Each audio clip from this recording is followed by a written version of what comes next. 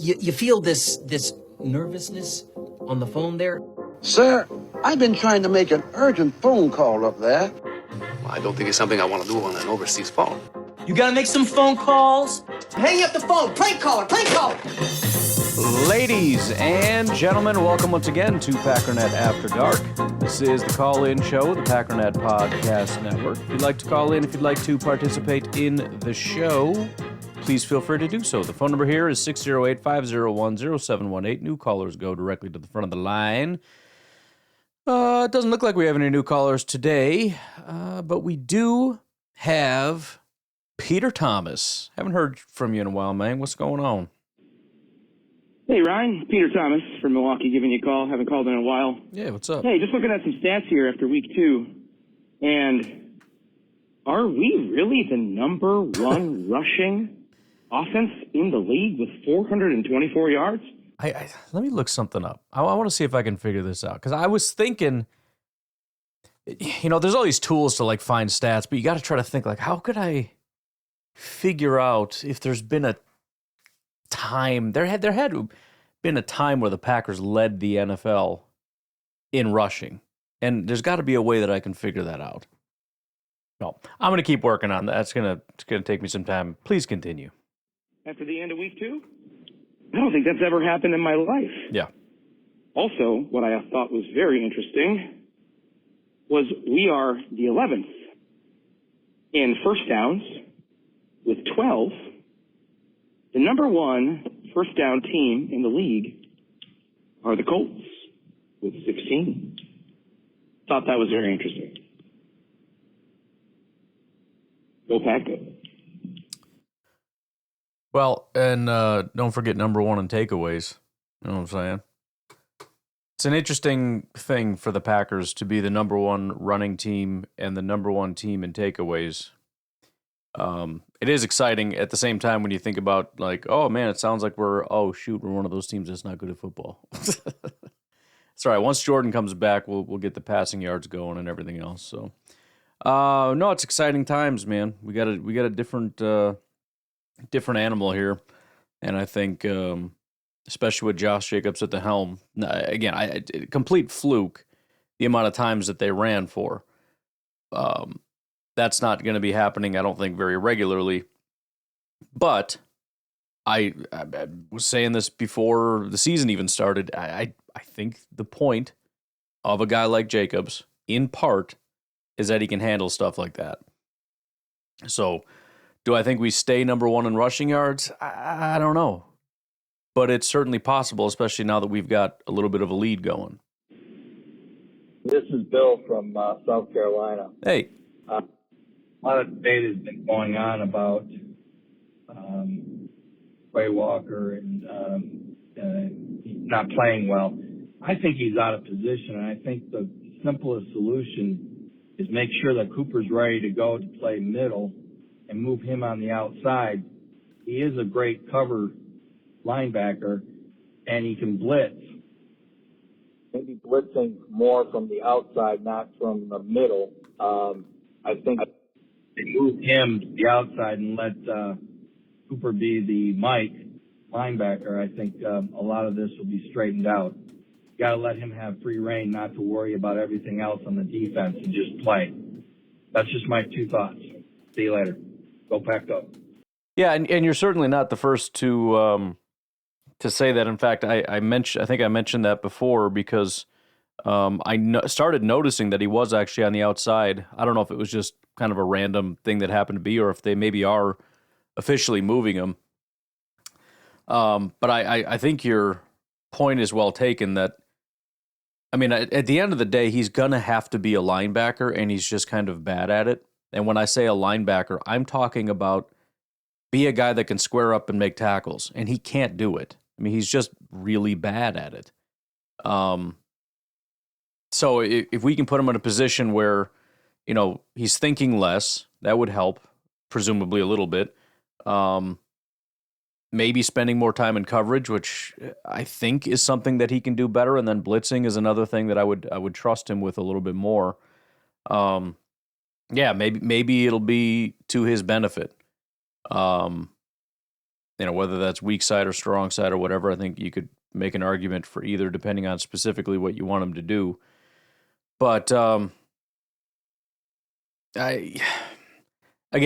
don't want to just completely make it a cop-out as though it's just the coach's fault for not putting him in the right spot. Because, again, I mean, he's not doing simple stuff. I mean, you got a guy squared up right in front of you and you can't get him. Ever. That's not he's not in position thing or he's thinking too much. That's just you are really bad at this kind of a situation, Like, it doesn't even matter if you're a linebacker. If you're a safety, if you're a corner, doesn't matter what position you play on defense. If you're in that situation, you need to make a play, but especially a linebacker. That's sort of your specialty. And he can't do it. Or he hasn't been able to do it. He's been terrible at it. So, I don't know. I mean, I'm still willing to be patient with Quay. It's just, like I've said with a lot of other things, everything in my mind just comes down to statistics. And there's a percentage chance that somebody's going to be good, and there's a percentage chance that somebody's not going to be good. And the longer you play, you come into the league with already a higher chance of being bad than good. Most players, even the first-round picks, do not turn out to be good football players. And then you add in, well, he's been doing this for 3 years now? And he's never, ever, ever, ever, ever demonstrated. I mean, I know there was talk about like, he looks really impressive. He really didn't. It was never really a time where he was just a really good linebacker. They might have been a game or a play or something here and there. At no point in his NFL career did he show any level of consistency as a good linebacker ever. So, you put faith in, maybe Hafley and the way that he plays differently will be better. And I think to some degree it probably is. There's more blitzing. There's more of that kind of stuff. But again, where are the issues? The issues are when he's asked to be a linebacker, which at some point he's just going to have to be. So you're probably right that we're sort of lessening the damage a bit. The problem I have, though, is who's going to play Mike? Because it sounds like right now, at least the situation was when they switched, the guy's going to be McDuffie, and McDuffie has also been terrible. Now, maybe it's because McDuffie's also been playing out of position a little bit, and he should be the Mike, because at least when he's looked good, not that he's looked good at all this year, or even, he never graded out very well, but he made some plays or whatever. It was always run defense. It was kind of the other stuff. It was the hustle, and it was getting guys down, and it was stuff like that. So, you could maybe make the case that let's let Quay spend some time outside. Let's let McDuffie spend some time inside, and then we'll figure out the other guy. My vote is Edgerrin, but whatever it is, and we'll just go from there and give it a little bit of time. But we got to see something, man, because it's ugly, and I wouldn't be. Let me put it this way: I wouldn't be optimistic that it would fix anything, but I also think it's a necessary change because everything you're saying is right. His strengths don't match up where they're putting him, and they got to try something. So, do I think it works? No. Do I think he's going to be good if he gets moved to a position that's more to his strengths? No, I don't. But they have to do it. They have to try. It reminds me of Demarius Randall. Everybody wanted him to move to safety. He was a safety in college. We got to move him to safety. Everybody wanted to move him to safety. And at first I didn't like it because everybody just wants to move everybody to safety all the time. But it got to the point where it's like he's just a bad corner. Like he's really, really bad at corner. His strengths are maybe a little bit more aligned to safety. But beyond that, we know he can't play corner. So why not just put him at safety and see what happens? Because what? We're wasting our time with him at corner. And of course, he went to Cleveland and they put him at safety. He was actually better. He wasn't good. Again, similar kind of thing. He was never good, but he was a better safety. I think it was Cleveland. Was that how we got Deshaun Kaiser? I don't know. But he was a better safety, I think, there than he ever was a corner. So, anyways, how are we doing on time? Oh, plenty of time. Dakota. What's up, Ryan? This is Dakota, that nerd. How you doing? I had to call. I haven't called in a while, and I feel like I've been lacking on my obligatory responsibilities of calling into Packernet After Dark.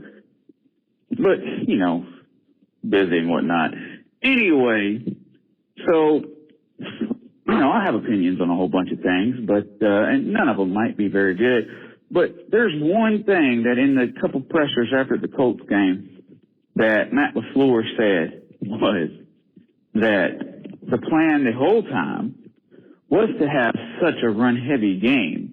And Malik Willis, being the quarterback, had nothing. Absolutely nothing. Let me take out the speaker because this is a very echoey room.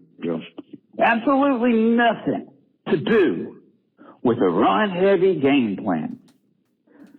So you mean to tell me that if Jordan Love was the quarterback of this game, we would have at one point 47 of the 62 plays that were done were run plays?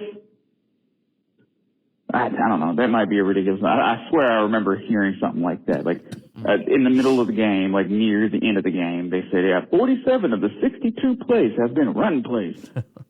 You mean to tell me that Jordan Love, if he was quarterback, you would do that? Right. Because that's what this man said. This man said that whether Malik Willis or Jordan Love was quarterback, that was game plan. No.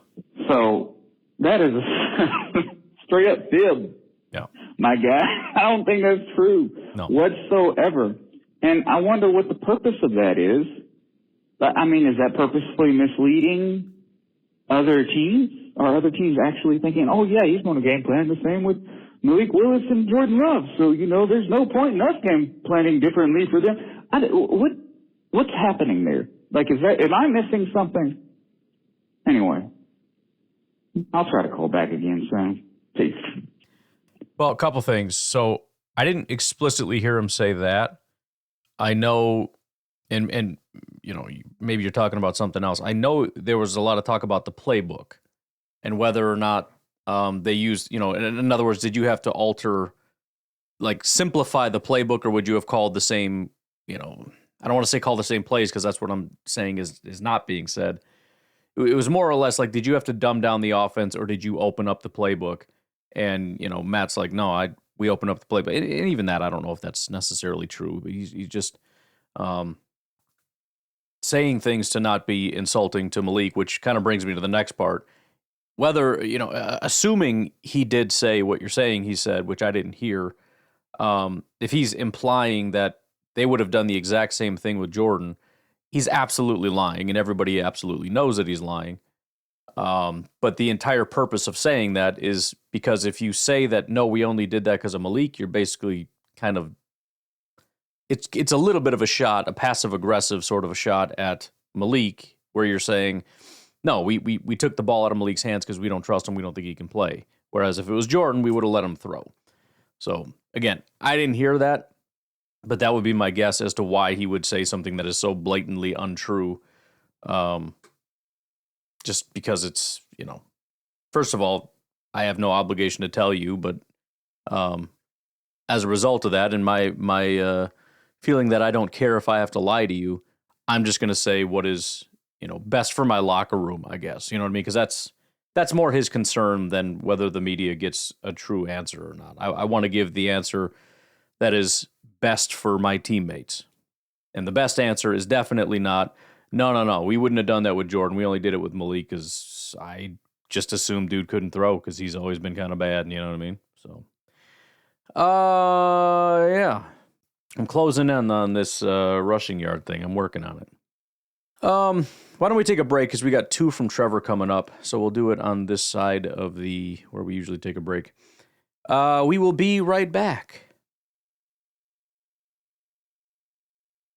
Hey, Ryan, Trevor in Virginia. Hey. Glad that the podcasts are loading back up again, so now I'm getting caught up.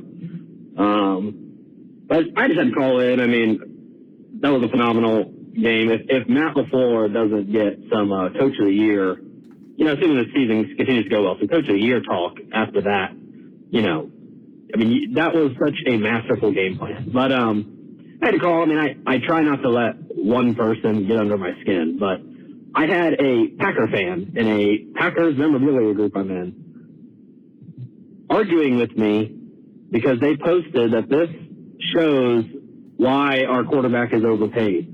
I'm like, how are we watching the same game? How are there people that think this way? Like, you're watching this and you think this is why? This is a masterful game plan. We are coaching around Malik Willis. And don't get me wrong. Every time we asked Malik Willis to throw the ball, he did a great job. I mean, there was nothing he did to lose us the game, but that's just it. We were just trying to get him not to lose us the game. How can you watch that and say that some of the things he said to me were that he's comparable to Love and with the ability to run, too. Oh, he's comparable with Love, but he can also run. Are you kidding me? Like, how can you even compare these two? Like, Malik Willis could grow to be a better passer, but right now, that's not what he is. If he was this dynamic passer, he would have thrown the ball more than 14 times. Oh, God, what else did he say to me? Oh, now I can't remember. I'm blanking on it. But, yeah, just, like, arguing with me that Malik Willis is, like... Yeah, I mean, those... I hate to even engage it because those... There are, like, these hyper-negative people that say some of the dumbest crap. And it's funny because it's almost hard to argue against really stupid arguments because it's like, I don't even know where to begin. Because if I just say obvious things to you, why would that even mean anything to you? Look, I mean, the lot of very obvious things here. I mean, the most obvious, as you said, they were game planning around him. The evidence of that is the fact that he threw what? 14 times, 11 times, I don't know what it was. He didn't throw the ball. I mean, our entire offense right now is on like veteran rest days and everybody's banged up because of how much work they had to do. The offensive line is damaged. We had multiple offensive linemen puking. We had more carries and Matt LaFleur doesn't want to do that. And they did it because they can't trust Malik. And by the way, again, Malik did a good job. Here's the thing. And I don't even like saying it because Malik seems like a super, super good guy. But I'm just going to say what I think because that's what the point of this podcast is. If Jordan Love was out for the year, we don't make the playoffs. You can get cutesy maybe once and get away with it if the stars align. And by stars align, I mean the Colts shoot themselves in the foot 5,000 times and the game was still close. And on top of that, the quarterback makes almost zero mistakes. Oh, and by the way, the run game works incredibly well. That's not going to happen every week. And the Colts are one of the most garbage teams in all of football. Their defense is not good. Their offense is even worse. How many games on the schedule do you think Malik is going to be able to win? You think we beat the Vikings, who have a significantly better defense? And also have guys like Justin Jefferson and whatnot, and Darnold, who seems to be more than capable of operating in the offense that they have. Not saying it's impossible, but I'm picking the Vikings. How about the Texans? How about the Dolphins? I don't even care who their quarterback is. Honestly, even like the Bears, I'm not so sure. Not that I don't trust Malik over Caleb, but their defense is going to be really hard to move the ball against. As you said, this is a masterful job by the head coach. But this is one of those things where you take your bag of tricks, you turn it upside down, and you just empty it out on the table. You don't get to do that twice. And that's not me saying we can't beat the Titans, but it is me saying it's going to be a heck of a lot harder this time around. Number one, because even with Will Levis, it's going to be hard to imagine they're going to make as many mistakes as the Colts did. I mean, I swear Anthony Richardson missed every single throw. Forget the 3 interceptions. Every other pass was an overthrow, and guys were wide open all day long. If we can find a team that can just commit to stopping the run and actually execute that, we're kind of in trouble here. But you know what? Beyond that, it's not even about Malik. Take Malik out of the equation.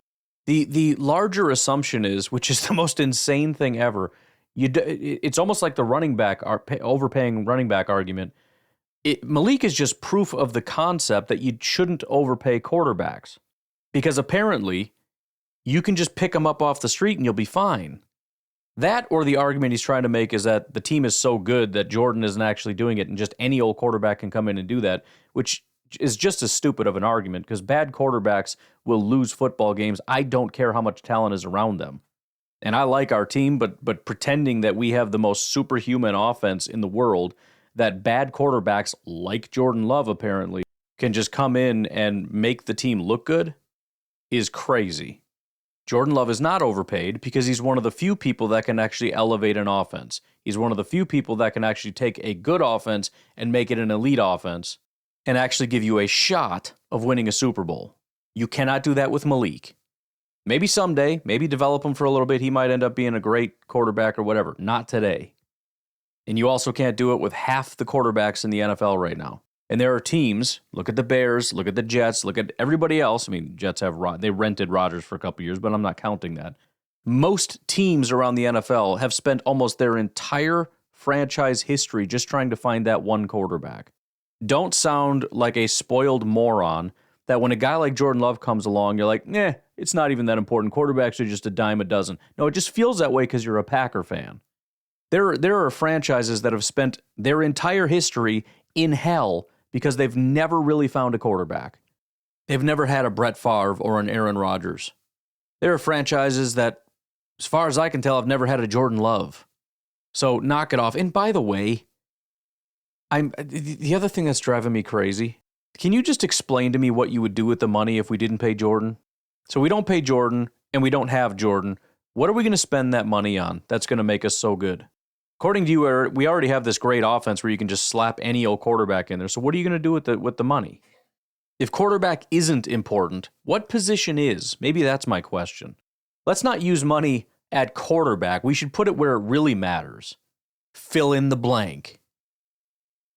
Again, the whole thing is so stupid. I don't even know where to begin, but there's just a couple points for you. Equal in talent to Love. And, he said that, like, the throws Jordan Love makes are ones that average QBs wouldn't even try, that he throws it too much into double coverage and stuff, and he just gets lucky that the receivers catch it. I mean, again, this stuff is annoying because I'm going to go look up the stats, I'm going to prove it wrong, and it's going to be annoying because it's not going to matter. Because people, I guarantee you this person has never looked into it. That's one of the things I started saying on social media a lot.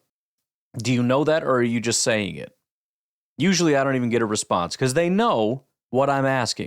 Do you have any proof, or are you just saying random things because you're emotional?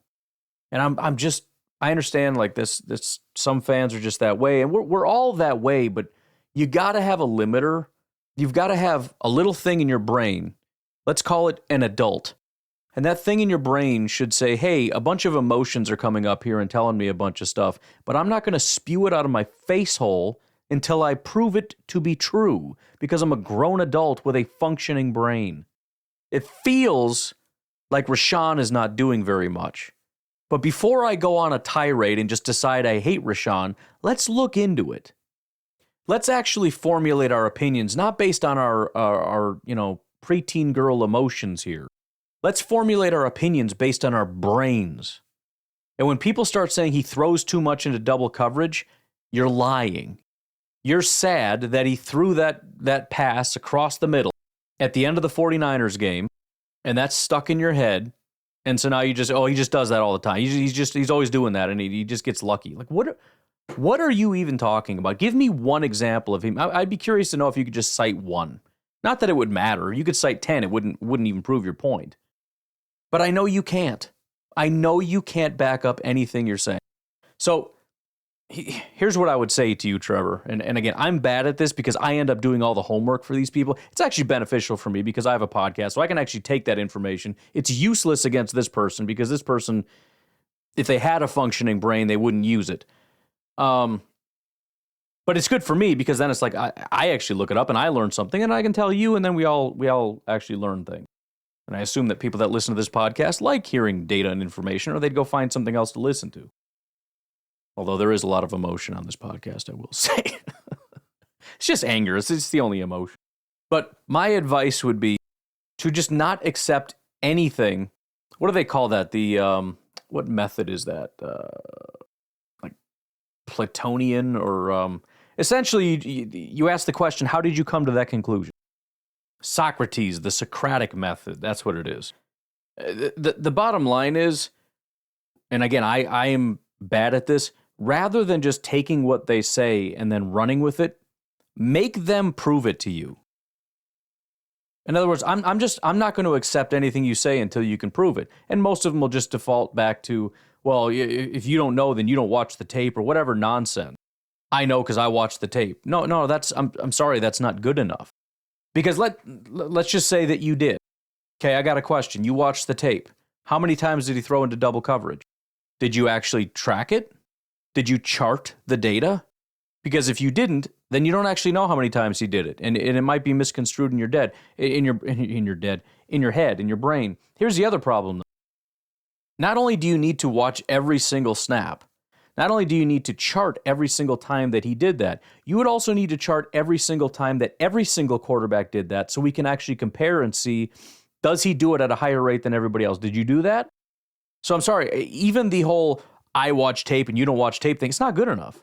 It's just not. People want to scoff at stats and act like tape is the be-all, end-all. Tape is great, but it sucks at stuff like this because you can't answer any of these questions. And so the tape is just not good enough. So here I want to run through this for my own edification, but also yours. The Socratic method is like a series of questions. So before you get to the one that I mentioned, there's clarifying questions where it's like, what do you mean by? Because part of the problem is people are too flippant with their language. He always does this. He da-da-da-da. What do you mean by always? What do you mean by too often? What do you mean by lucky? Like, let's get very specific in what exactly you're saying. Then once we've got it actually dialed in, which you're not even going to get to this point because they don't have anything. They have no idea. They're just firing off at the hip. They don't have any specific thoughts. But let's say you can get them to the point where they say that. Now is the part where you challenge the assumption. How'd you come to that conclusion? What examples do you have? What evidence do you have to support that? What statistics can you show me? Then there's identifying contradictions and weaknesses.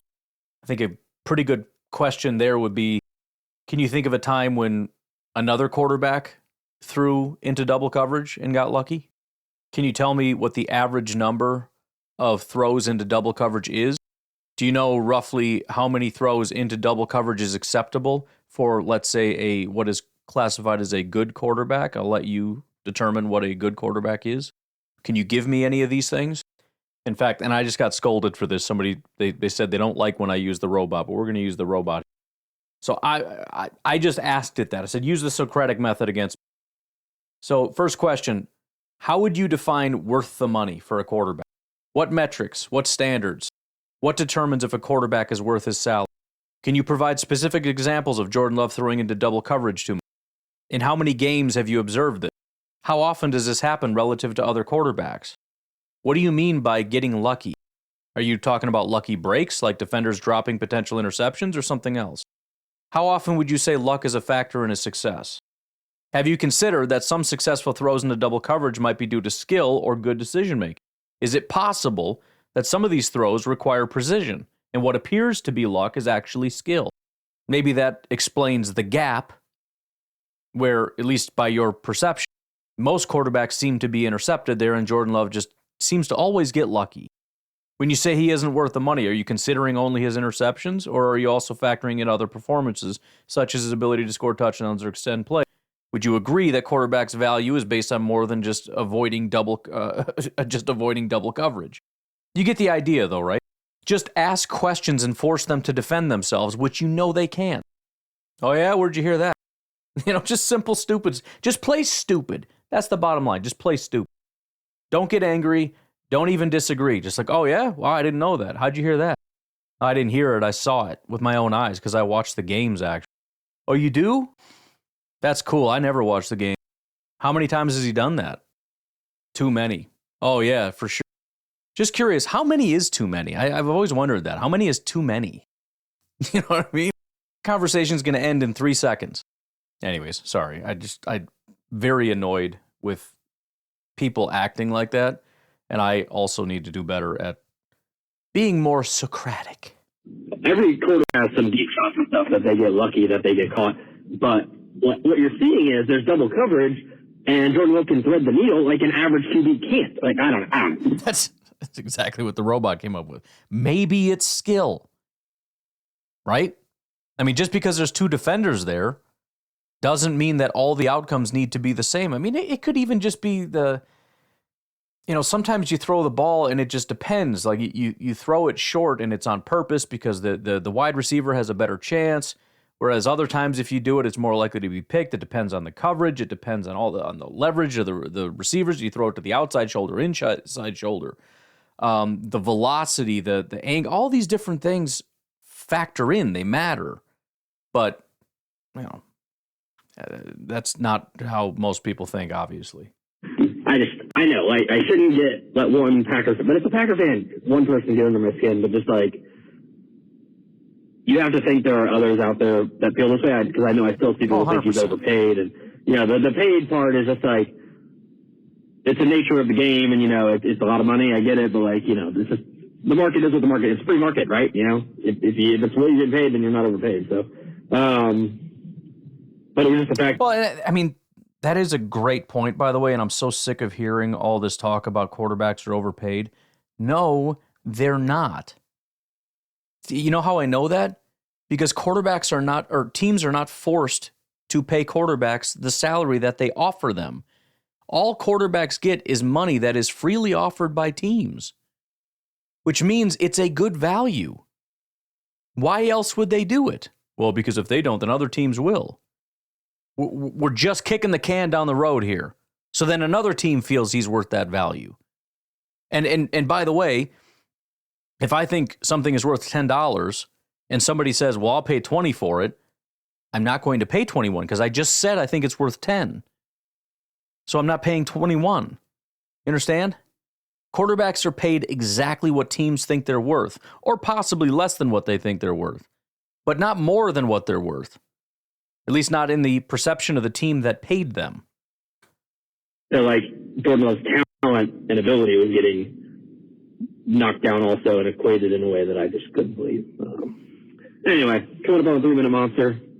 Really hoping Love plays this week, although I would love to see Malik Willis go beat his old team. Go back up.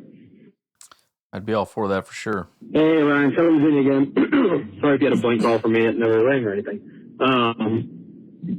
But anyway, this is going to be my weekly call that you're going to hate, and you're probably going to block me. Oh, no.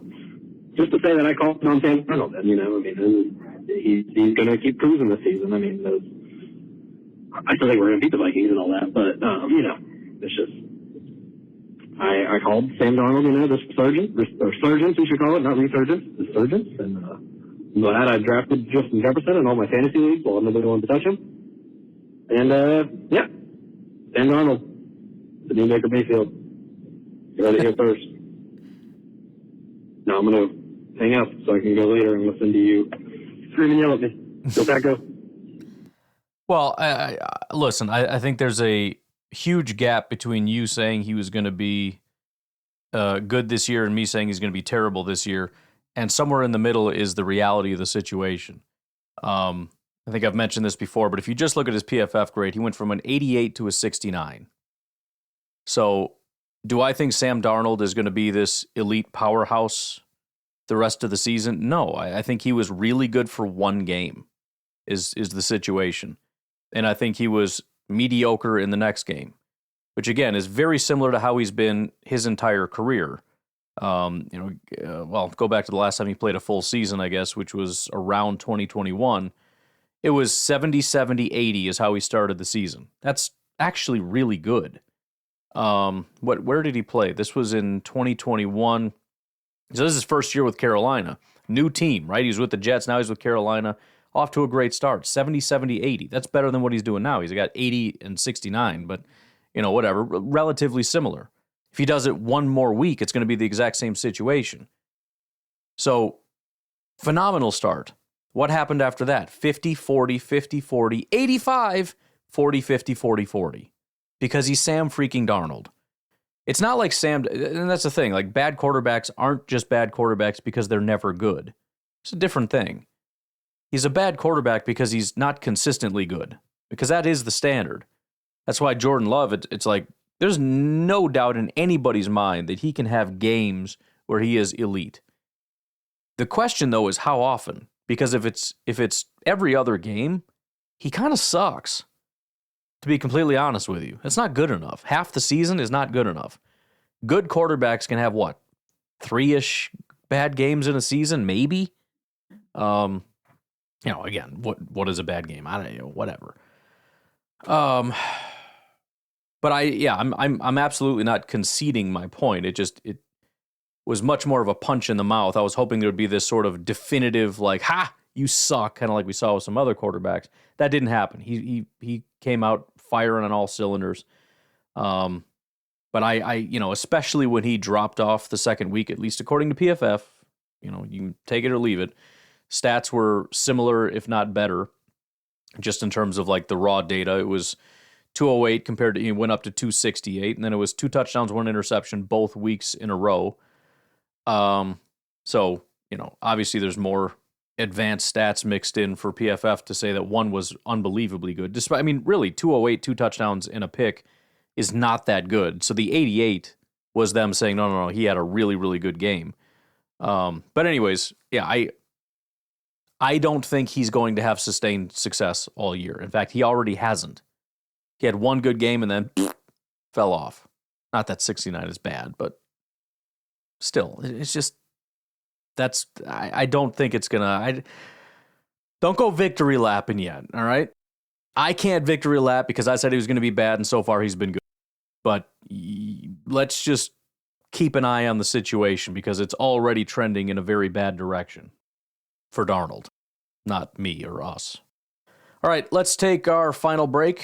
We got Wayne and Garrett, and I don't know if we're going to get much past that because Garrett's got 4 calls, but we'll see how she goes. We'll take a break. We'll be right back.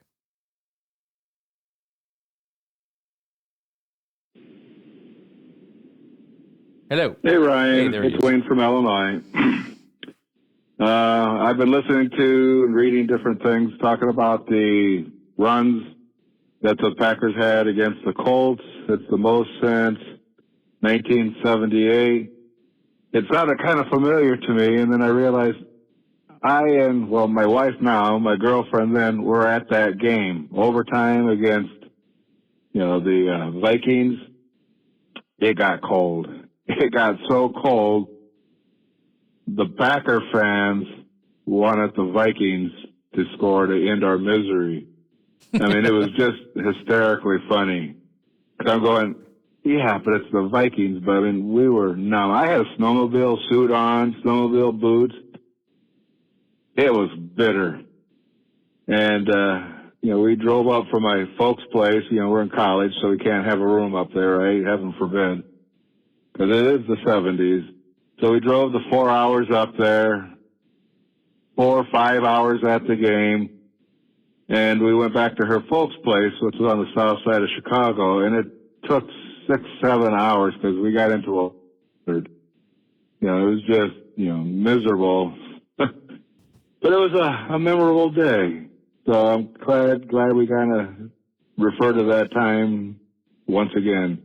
Go, Pack, go. Yeah, it reminds me of, I think it was the last game I went to or whatever. I think I've referenced it before, but it was the Lions 0-16 game. So it was dead of winter. Hadn't been there in a long time, so I didn't really realize how it worked as far as the whole you have to sit down thing. People yell at you, get mad at you, whatever. The other thing that I wasn't super aware of, and I'm sure this isn't all that common, but I guess sometimes it would happen.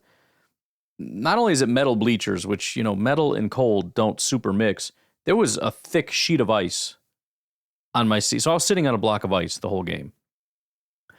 Do not drink anymore, but I was a pretty big drinker back in the day, and I was barely functioning human being. Bottom line is, my cold tolerance and general pain tolerance was through the roof. I was dying. I was so unbelievably cold. It's crazy.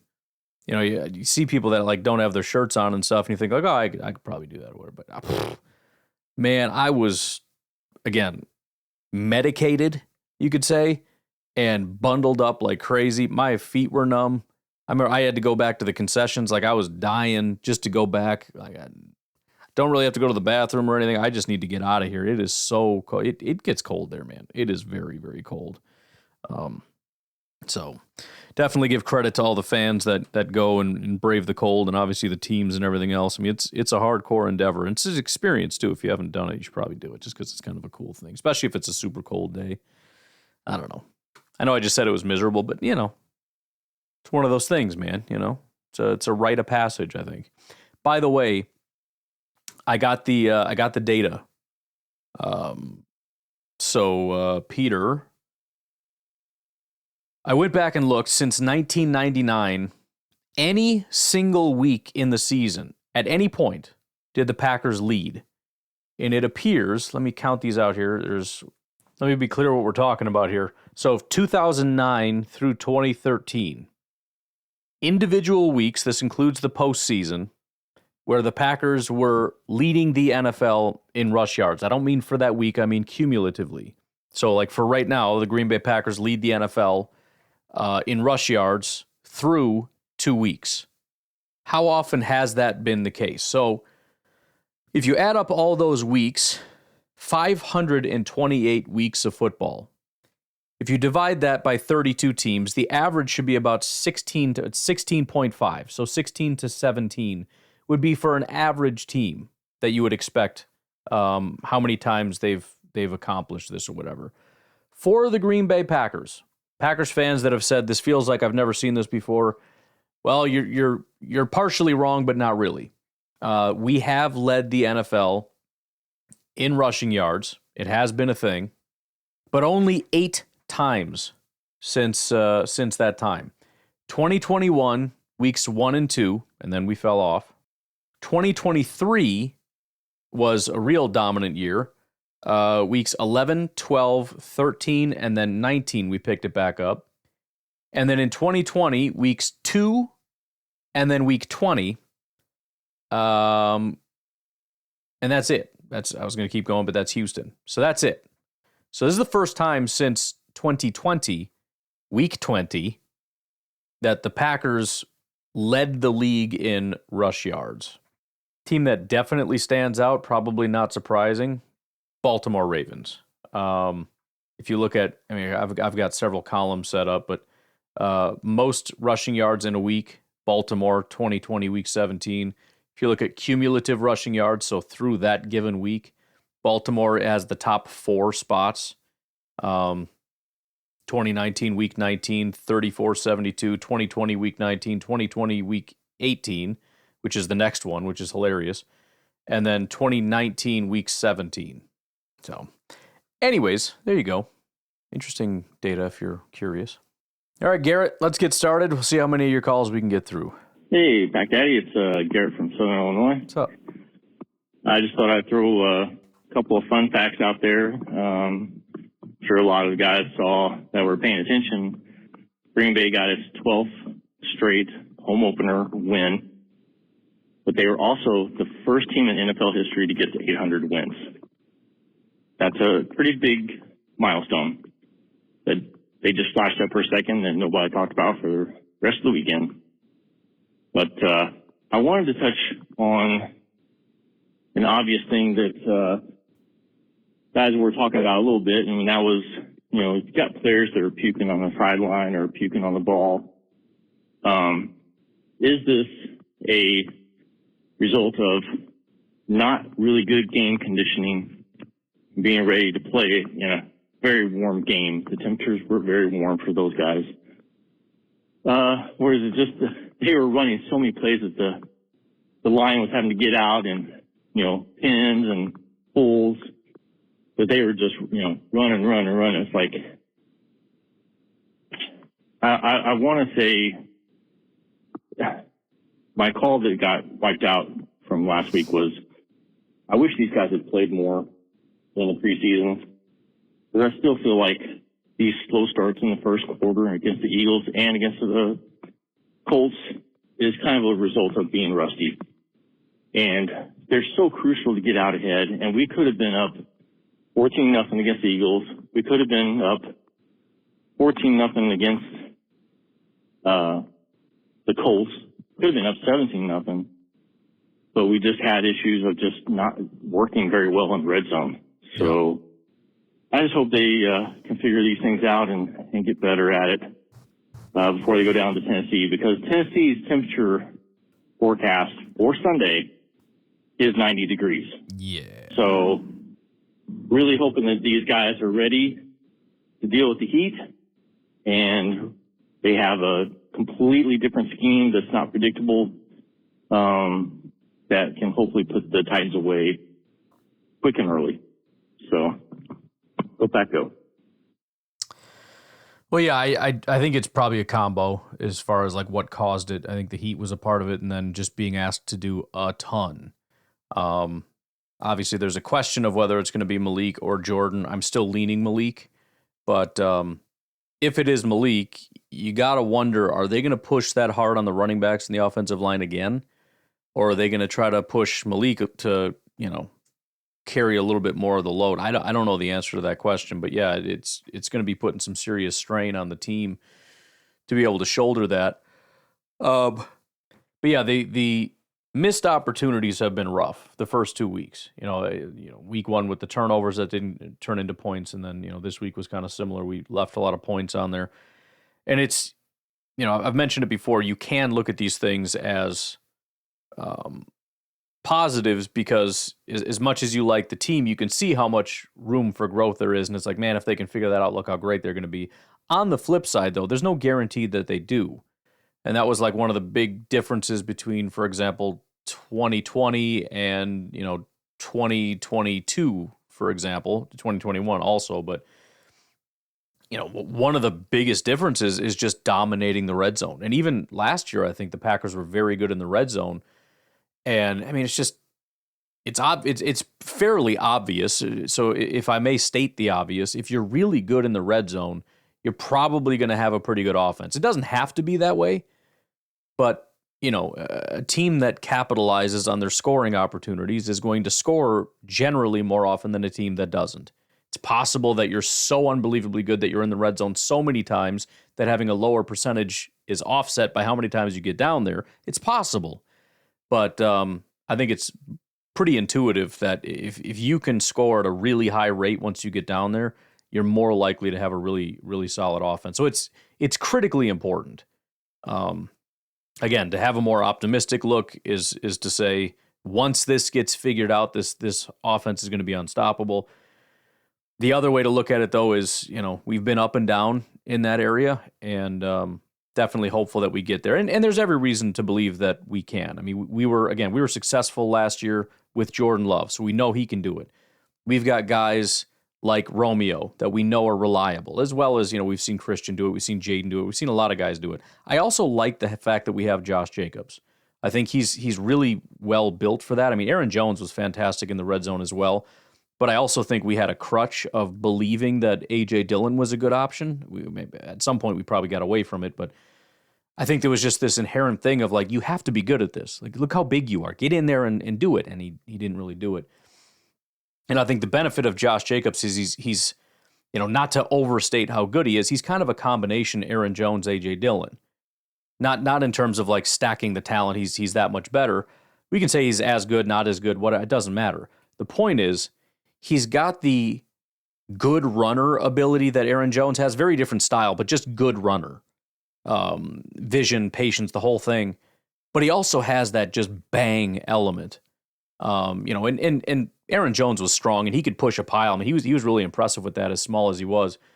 But it's a different thing when you're talking about Josh Jacobs, because not only can he lower his head and push, it's his ability to just break and force missed tackles is really impressive, and just have guys bounce off, and we've already seen that.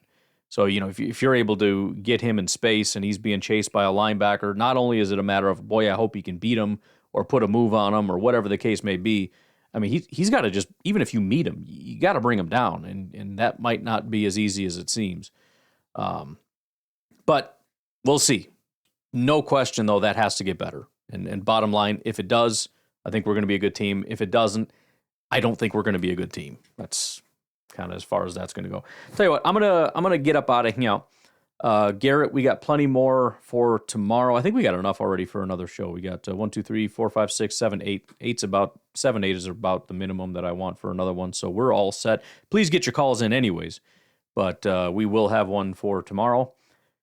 But promised the kids I'd take them fishing today. So I got to get these things rocking and rolling and posted here. So I'm going to leave it at that. You guys have a good one.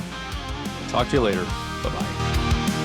At the tailgate party, beers in hand, you say your team's the best in the land, but raise an eyebrow, start to inquire, why do you think they're headed for the wire? Oh, it's a Socratic scrimmage under Friday night lights, questioning your plays and your bold clips tonight. With every witty query, we keep it fun and right. In this gridiron debate, we keep it light.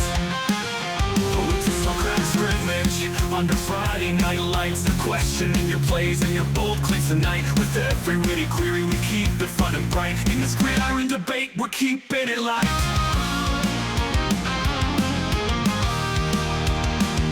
Boast about stats, say your QB's prime. I nod and ask, but what about his time? You grin and say he's got the arm so strong. I counter, but does he last the whole game long? Oh, it's a Socratic scrimmage under Friday night lights, questioning your plays and your bold clips tonight. With every witty query, we keep it fun and right.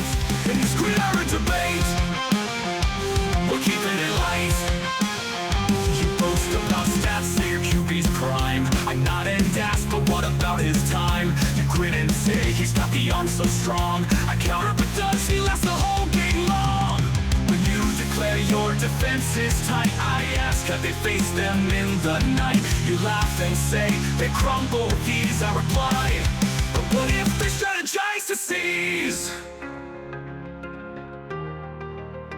Now halftime's here and the game's still wild. We're trading thoughts like a couple of child. You might be passionate, I might poke fun, but in the end we're all here for the run. Oh, it's a Socratic scrimmage under Friday night lights, questioning your plays and your bold clips tonight. With every witty query, we keep it fun and right. In this gridiron debate, we're keeping it light. So next time you rant about your team's fame, remember the Socratic way to tame. With humor and questions we'll always find a friendly rivalry that's one of a kind.